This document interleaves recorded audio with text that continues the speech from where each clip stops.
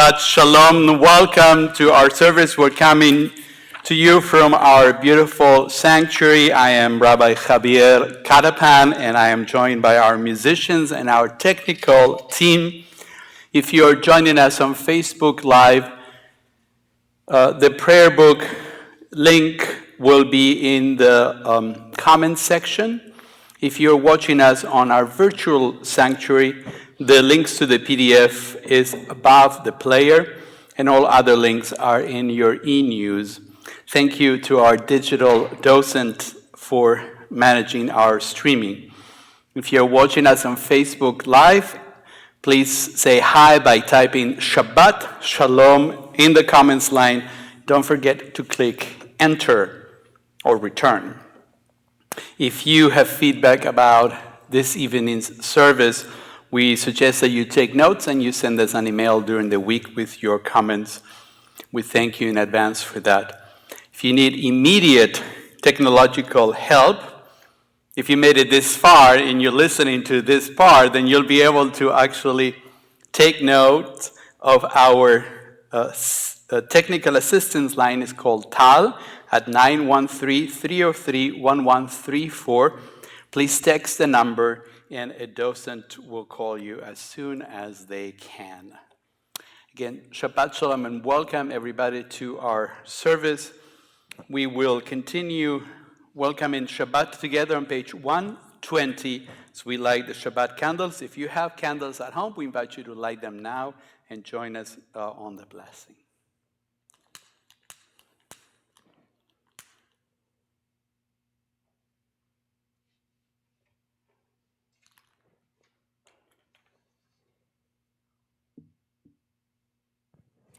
Baruch atah Adonai, Eloheinu melech haolam, asher kidshanu b'mitzvotav v'tzivanu lahadlik ner shel Shabbat. Shabbat Shalom, everybody, and welcome. On page 142, we join together in singing Shalom Aleichem. 142.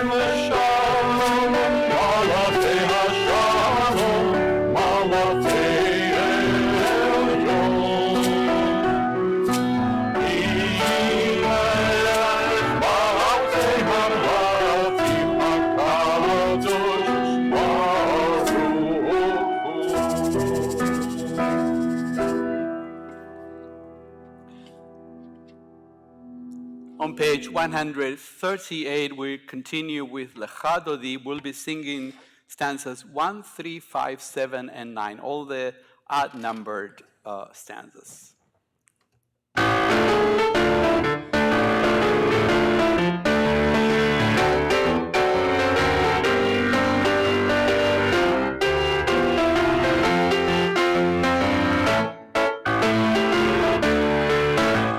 Lecha Dodi, Likat Kala, Tenei Shabbat Kabbalah. Lecha Dodi, Likat Kala, Tenei Shabbat Kabbalah. Lecha Dodi, Likat Kala, Tenei Shabbat Kabbalah. Lecha Dodi, Likat Kala, Tenei Shabbat.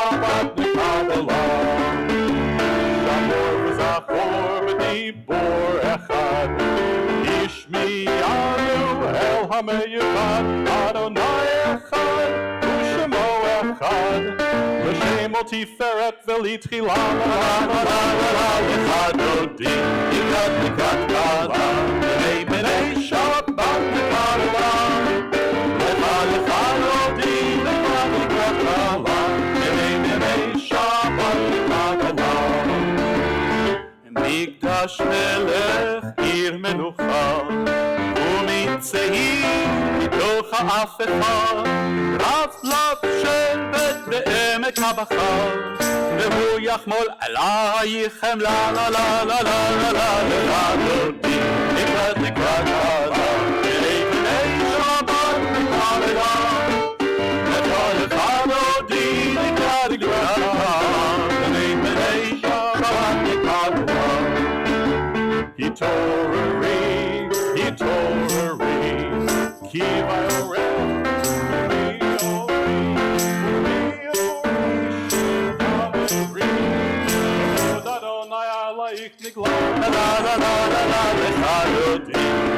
לקראת קלה, בני שבת לקרלה, לך דודי, לקראת קלה, בני שבת לקרלה. והיו למשיסה שוסייך, ורחקו כל מבעלייך, יסיס עלייך אלוהייך, כמזוז חתן על כלה, לה לה לה לה לה לה, לך דודי, לקראת קלה, בני שבת לקרלה, לך דודי, לקראת קלה, בני שבת לקרלה. אורי ושלום עטרת בעלה, גם בשמחה ובצהלה, טוב ימי עם סגולה, בואי כלה, בואי כלה.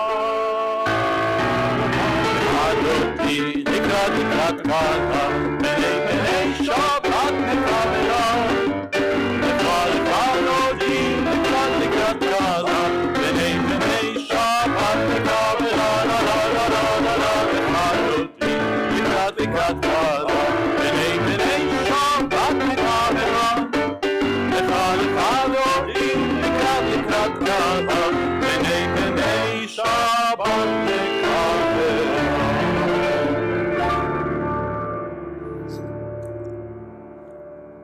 On page 147, we will prepare for the recitation of the Shema by joining together at the top of the page, and immediately after that, we will to page 152 for the Shema. But first, 147. There is one who sings the song of his own life, finding everything within himself. There is one who leaves the circle of herself and sings the song of her people. There is one whose voice rings with the song of humanity, hoping for the highest perfection. And there is one who rises even higher, united with all creatures, with all worlds, filling the universe with song. Nevarech, let us bless. Shema Yisrael, Adonai Eloheinu, Adonai Echad. Ve'ahavta et Adonai Elohecha, b'chol levavcha u'b'chol nafshecha, u'b'chol meodecha. Ve'hayu hadvarim ha'ele, asher anochi metzavecha, hayom al levavecha. ושיננתם לבניך ודיברת בם בשבתך בביתך ובלכתך בדרך ובשוכבך ובקומך וקשרתם לאות על ידיך והיו לטוטפות בין עיניך וכתבתם על מזוזות ביתך ובשעריך למען תזכרו ועשיתם את כל מצוותיי, הייתם קדושים לאלוהיכם. אני אדוני אלוהיכם, אשר הוצאתי אתכם מארץ מצרים, להיות לכם לאלוהים. אני אדוני אלוהיכם. אדוני אלוהיכם אמת. Amen. Our service continues on page 158 with Mi Chamocha.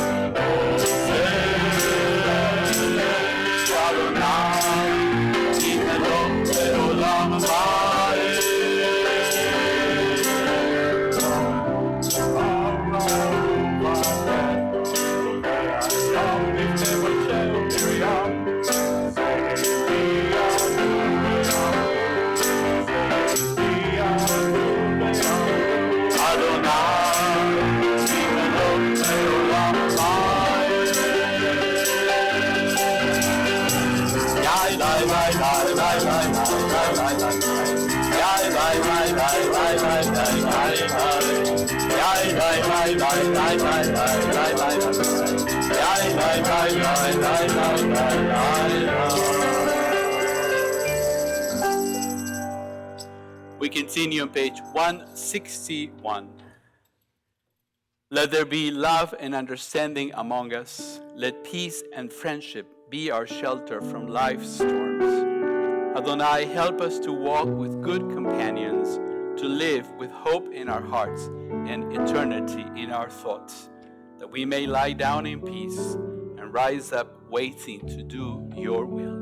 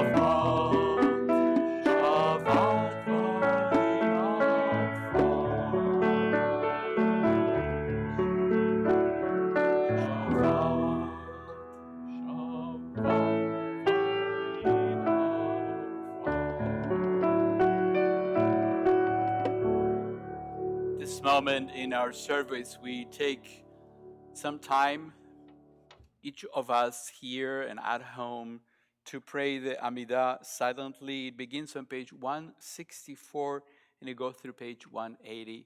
We invite you, wherever you are, to use the words in our Siddur and also offer a prayer from your own hearts. We begin together with Adonai Sfatai, page 164.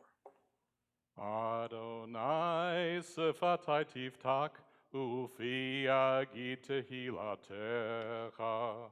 Adonai, open up my lips, that my mouth may declare your praise.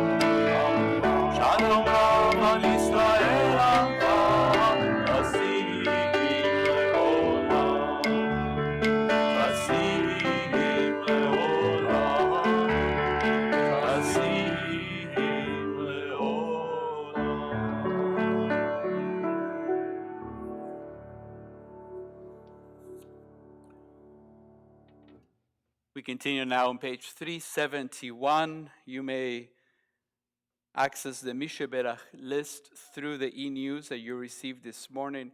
You can also follow the link in the comments. If you would like to offer names at this moment, please type them in the comments so we can all see them, and don't forget to click return. Please go ahead and begin typing.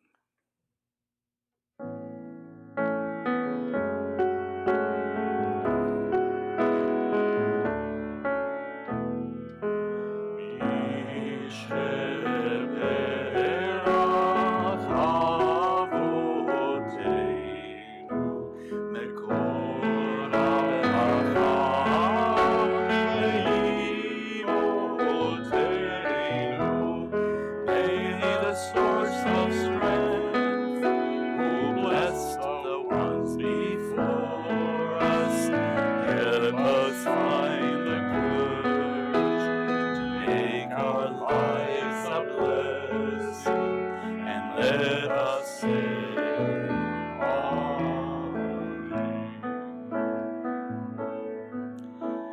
as we think of those in need of healing, we also offer a prayer for those who help in healing. First responders and health workers all over the world during this pandemic. May those who care for the sick and their hands, their voices and their hearts be blessed with courage and stamina. May those who pursue healing through medical skills and knowledge be blessed with insight, patience, and compassion. May all of us, the sick and the well together, find courage and hope as we together say, Amen.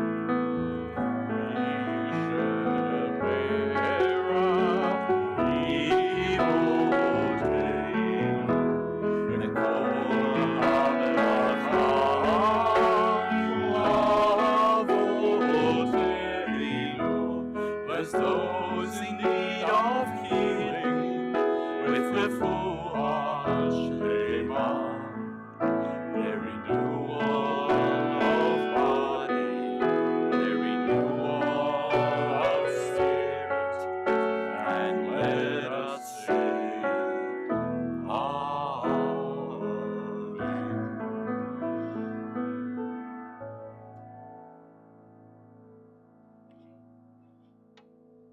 It is now time for our Simcha moment. Please, if you are so moved to share special Simcha, a joy from this past week, by typing it, you can put your birthday, anniversary, good news, and accomplishments of all of any kind. Put them on the comments line and click enter. Please use just a few words to describe it, and let's share together this Simcha moment. And this week's Torah portion is Parashat Noach, and it's the story of Noah. And of course, as you may recall, there are arcs and olive branches, and there's flood, and there's a rainbow at the end. Well, not quite the end, but almost to the end. So today I have a poem to share with all of us, all of you. It is by Ruth Bryn from her book Harvest. And it is based on the book of Genesis, chapter 6, verses 9 through 10. And it's simply called Noah. When the sun rises and the night falls, when spring follows close in the heels of winter, let us remember God's promise that the rhythms of earth will uphold life forever. When we sail like Noah on uncertain seas, in a wooden boat no bigger than a toy, when we fear, like Noah, that the end may come, if not to all life, then to us, when we look for small signs of hope, a green leaf, or the branch of an olive tree, let us remember the bow that spans the retreating rain clouds and the promises God still keeps to us, that seed time and harvest shall not cease. Then we can give thanks to God for the fruitful earth, our dwelling place, for God's blessings, bright as the rainbow in the shining sky. We now gather all our simchas and offer a prayer on this Shabbat. Divine source of blessings, we thank you for everything that enriches our lives. We turn to you now with gratitude for those who have shared with us the happiness of their birthday, anniversary, good news, and accomplishments. Adonai, be with them now and always. May they be blessed with the strength to overcome sickness and sorrow, and with much health and happiness now and always. And as we honor each one of you for the gifts that you bring to our sacred community, we join together in song to mark this sacred occasion.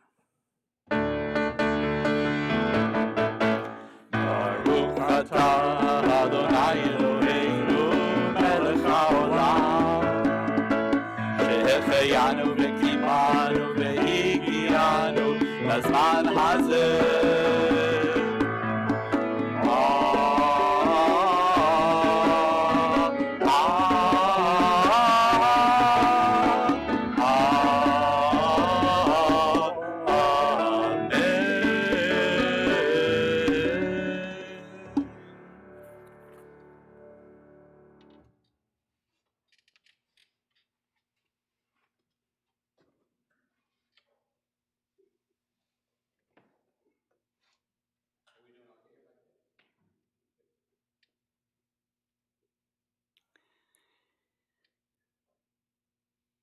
Perhaps there is no other story in the book of Genesis that has fascinated commentators more than the story of the Tower of Babel, which we find at the end of this week's Torah portion, Parashat Noach.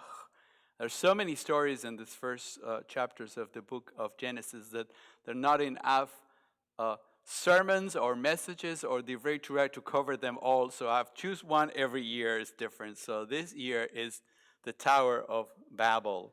Not because it feels like we're living in one, but maybe that's why it attracted me to this story. It seems, though, pretty straightforward. It is a story that tries to explain why there is a diversity of human languages and cultures. That's it. I have nothing else to add. Well, what may seem obvious actually may not be the true moral of this story that I want to share with you on this Shabbat. In his commentary on the Torah, Robert Alter suggests that, quote, the polemic thrust of the story is against urbanism and the overweening confidence of humanity in the feats of technology. In the Etz Chaim commentary puts forward an interesting variation of Alter's idea when they teach. One writer distinguishes between mountain cultures, which see the heart of the world in wilderness, revering nature and adapting to it, and tower cultures, for whom the essence of the world is the city and the human-made environment, stripping the sense of awe from nature in attaching it to the social and technological order. So the society created in Babel, if we follow this interpretation, obviously it's a tower culture. You know, it's called the Tower of Babel after all. So, but other places like Egypt will be also considered tower culture. You got to pick pyramids, kind of towerish. Early Israelite society would be a mountain culture. It's not that the early Israelites were hillbillies or anything like that. I don't want you to get ideas about it. It's nothing to do with that. Let me explain. So there is really some truth to that, that maybe the early Israelite culture was indeed a mountain culture. Archaeologists have suggested that something happened in the 12th century before the Common Era, which precipitated the migration out of the cities in the coastal plains of Israel, of Canaan, towards the Judean hills. So most historians now agree that the 12th century is the century during which Israel emerged as a people. So we see that we may seem to have begun as a mountain culture. What's behind this interpretation is the idea that urban life is filled with crime and violence, whereas rural life, culture of the mountains, is pure and natural. The problem is that this type of interpretation, it's rather divisive. It advances the idea that there's us and there's them, and it's us against them. Haven't we heard that recently, perhaps? Rural America versus urban America? Blue cities versus the red countryside? Quote unquote, true American values versus big city values? I think it might be a winning political strategy in the short term, but in the long term, divide and conquer is not good to run a country, state, or anything for that matter. If you are like me, you love the mountains and communion with nature as much as you enjoy all the wonderful cultural offerings that a city can provide. Where we live should not be an ideological statement, and above all, it should not divide us. Jewish people live all over the world, in cities and villages, in the countryside, and in heavily populated areas. Yet there are Jews beyond 171st Street, I hear, in the diaspora and in the land of Israel. Obviously, there are divisions in the Jewish people, but we are all one people. And there is one reason that perhaps the main reason why we were able to survive for thousands of years, even under the most unfavorable conditions. We never lost the idea that we are one people. So I doubt that the story of the Tower of Babel teaches us how to divide and conquer. Granted, some of the images in the story could be part of a polemic against the Babylonian ziggurats, and you can Google that one, maybe somebody there. I think Jim Applebaum maybe is there, he can help, he's quick on that. The historical towers of Babel and their religious beliefs that they represented. Yet, as it is often the case, a story in the Torah is there to teach us a lesson about how to be better Jews and better human beings. The Bible is not in favor of rural America and against our cities, and I am confident that our tradition values unity and respect for every human being, no matter where they reside. But in order for us to understand what lessons the story of the Tower of Babel may contain, we need to understand the previous chapter.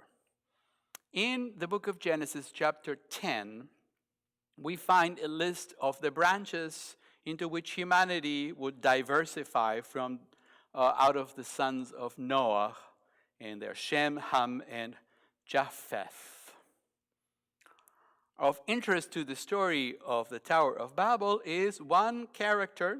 Some of you might have heard about him. His name was Nimrod. And we read in the Torah, V'chush yaladet Nimrod, hu hechel lihiod gibor ba'aretz. Cush also begat Nimrod, who was the first man of might on earth. The mainstays of his kingdoms were Babylon, Erech, Akkad, and Calneh, and the land of Shinar.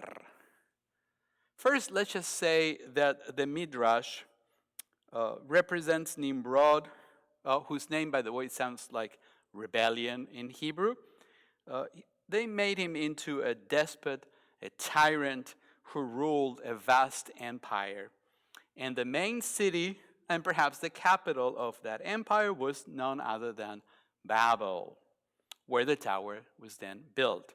But Nimrod did more than promoting the new technological advance of the time, bricks, and an ambitious building program that he had. Listen to the opening verse of the story of the Tower of Babel. Vayehi chol haaretz safa achat udvarim achadim. Everyone on earth had the same language and the same words. Whoa. What just happened? We are coming out of a whole chapter listing nation after nation with their leaders and their territories and supposedly their languages and their traditions, etc. And now, most likely, due to the strong man, if we follow the Midrash in this case, Nimrod, who find that everyone now is speaking one language.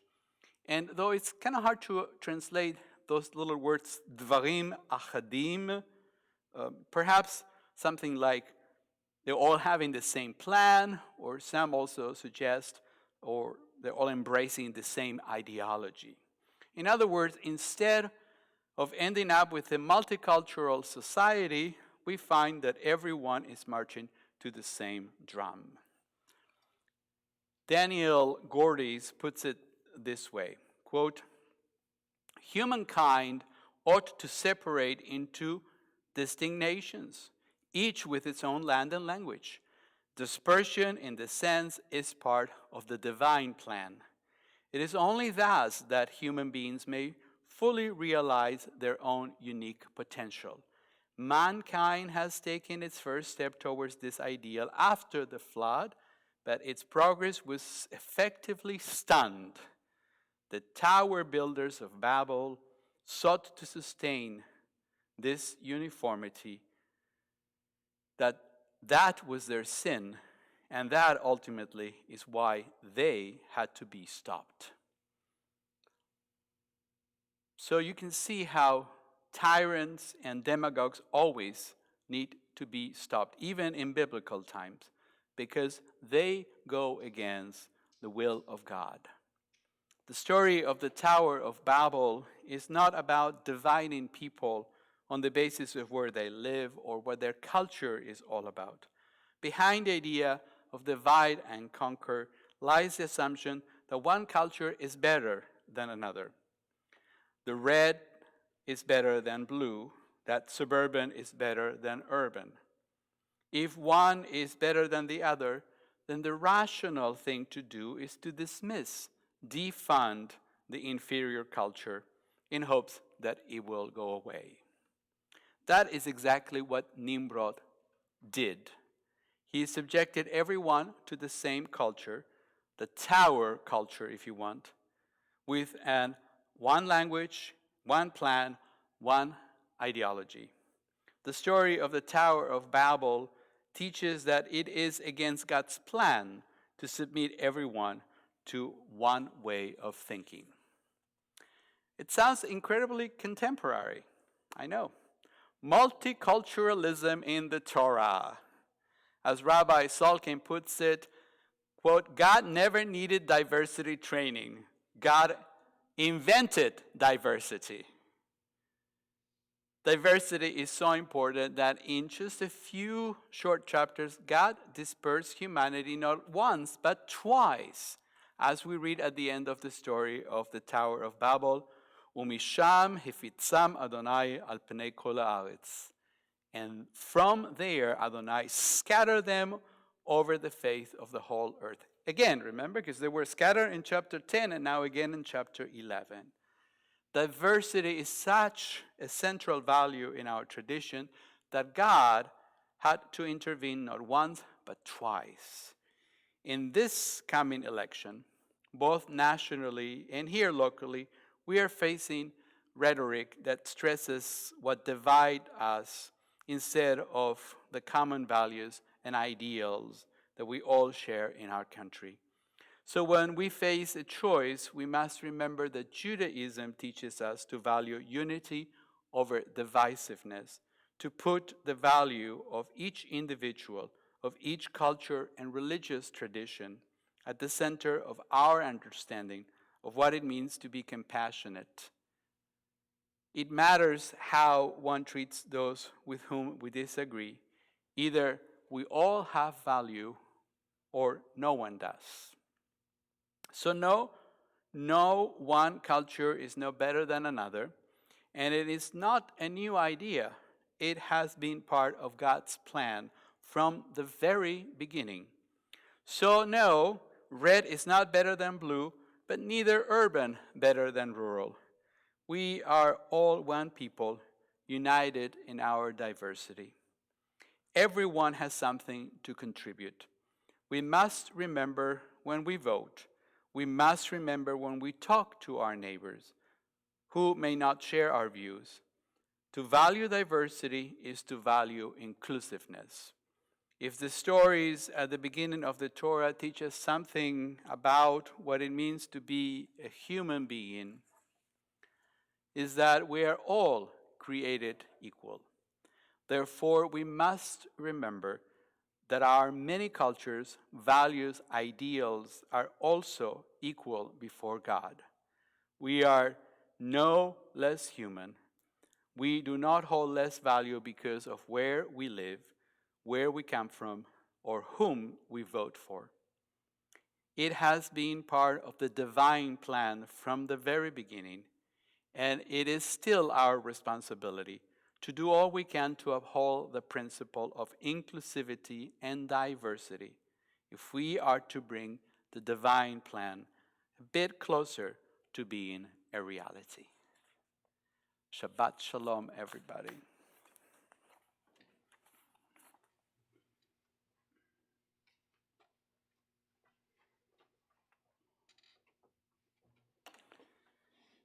We now prepare for our moment of remembrance. I invite you to turn to page 592. When I die, give what's left of me away to children and all men that wait to die. And if you need to cry, cry for your brother walking the street beside you. And when you need me, put your arms around anyone and give them what you need to give me. I want to leave you something better than words or sounds. Look for me in the people I've known or loved. And if you cannot give me away, at least let me live in your eyes and not in your mind. You can love me best by letting hands touch hands and by letting go of children that need to be free. Love doesn't die, people do. So when all that's left of me is love, give me away. On this Shabbat, we remember those who have died in recent weeks. We are observing the Shloshim period for Jack Miller, grandfather of Brett and Krista Gordon, and great-grandfather of Caroline, Joshua, and Sarah. If you're joining us on this Shabbat and are remembering a loved one, we invite you to type their names in the comments line and click enter.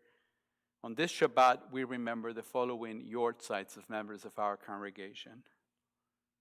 Norton Barron, Irwin Blitt, Irving Bloom, Johanna Brobecker, Edgar Broughton, David Cantor, Jesse Cohn, Betty Barbara Decker, Bertha Hellman, Betty Horton, Ann Jacobs, Claire Kornblum, Mary Lerner, Meyer Olson, Rita Olson, Michael Rubin, Mary Patricia Pat Sylvia, Bess Trainen, Elaine Waxman, Joan Wenz, Clayton L. Wood, Deborah Marlene Slade Zak.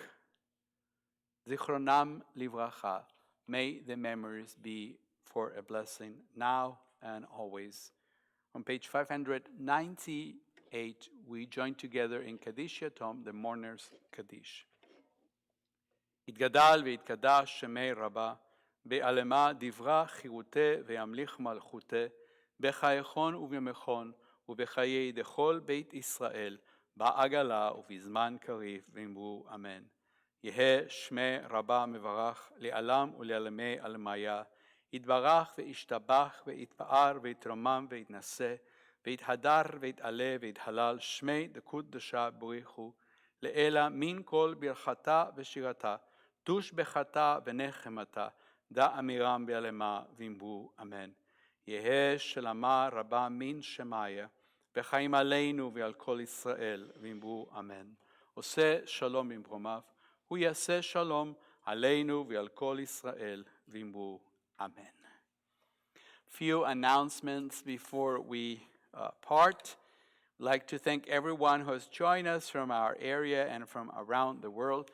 Special thanks to Dr. Jim Kaplan, Larry Meyer, and Susie Davis for their wonderful music, and to our team, technical and digital docents who work behind the scenes so we can be on your screens and you can hear us and all that good stuff. Join us tomorrow morning for Sichat Shabbat. It's at 9 a.m. on Zoom. The link is in the e-news that you received this morning. Our next Shabbat service is tomorrow morning at 10:30 a.m. on Facebook Live and on our virtual sanctuary. Melton class is starting very soon that I'll be teaching. It's called Exploring the Forgotten World, a Social History of Medieval Jewry as Revealed in the Cairo Geniza. and it will cover roughly 1,000 years of history. Well, 1,000 years ago, not the whole 1,000, but about 1,000. This Jewish thing is always 1,000 here, 1,000 there. We drop thousands like nothing. And it will begin on Thursday, November the 5th at 6:30 p.m. on Zoom. It will last 10 weeks. Our midweek song session is back on Wednesday, October the 28th at 7 p.m. on Facebook Live and our virtual sanctuary. In 5781, we will continue praying for our loved ones and for ourselves as we recreate our Misheberach list. We do this twice a year, and we just, after high holidays, we do it. So to keep a loved one's name on our congregational Misheberach, or to add a name, please call the office or email Alisa with the subject line Misheberach list. It will reset in, I think, next Shabbat or so, so it will be a shorter list and it will grow again. But I want to make sure that everybody is aware of the change. We've been doing this for the last 3 years, twice a year. But if you're not receiving our e-news with all this information could be found, please let us know and we will make sure that you begin getting it. That's all I have for today. I want to wish everybody Shabbat Shalom and stay safe and healthy out there. We conclude together our Shabbat service singing Adon Olam. We'll be singing the second and last stanza. Well, first, second, and then last.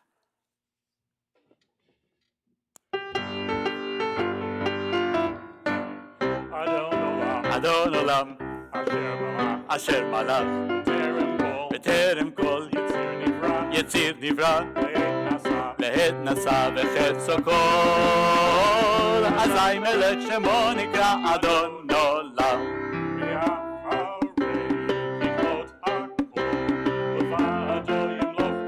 Adon Olam,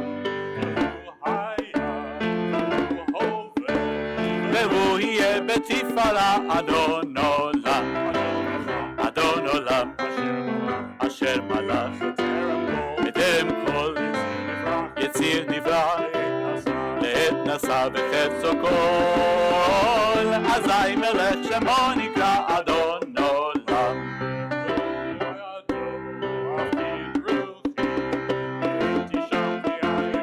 Adon Olam, Adon Ali Elohira, Adon Olam, Adon Olam, Asher Malach, B'terem Kol, Yetzir Nivra, Lehet Nasa V'chetzo Kol, Azai Melech Shemo Nikra Adon Olam. Shabbat Shalom, everybody.